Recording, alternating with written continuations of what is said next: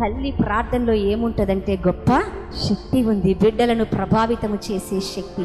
నువ్వు తల్లిగా దేవుని సన్నిధిలో నీ బిడ్డల కొరకు ప్రార్థన చేస్తే నీ బిడ్డలు దేవునిలో ఉన్నతమైన శిఖరాలను ఎదిగింపచేస్తావు. హన్నా ప్రార్థించింది, సమూయేలు దేవుని స్వరం విన్నాడు. షూనేమిరాలు ఒక తల్లిగా దేవుని సన్నిధిలో మొరపెట్టుకుంది, చచ్చిపోయిన తన కుమారుని మరలా బతికించుకుంది.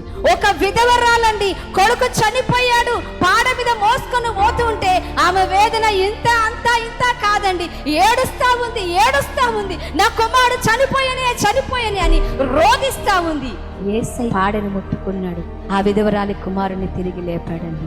తల్లి ప్రార్థన బిడ్డలను ఏం చేస్తుంది? పరిపూర్ణమైనటువంటి రక్షణలోనికి నడిపిస్తుంది. బిడ్డల జీవితాలను మార్చగలిగే ఏకైక శక్తి ఏంటిదో తెలుసా? తల్లి ప్రార్థన. నీ బిడ్డలు బాగుపడాలంటే తల్లిగా నువ్వు ప్రార్థించు. నీ బిడ్డలు దీవించబడాలంటే తల్లిగా ఉన్నతమైన శిఖరాలు ఎదగాలను ఆశిస్తే నీ బిడ్డల కొరకు నువ్వేం చేయాలి? ప్రార్థన చేయాలి.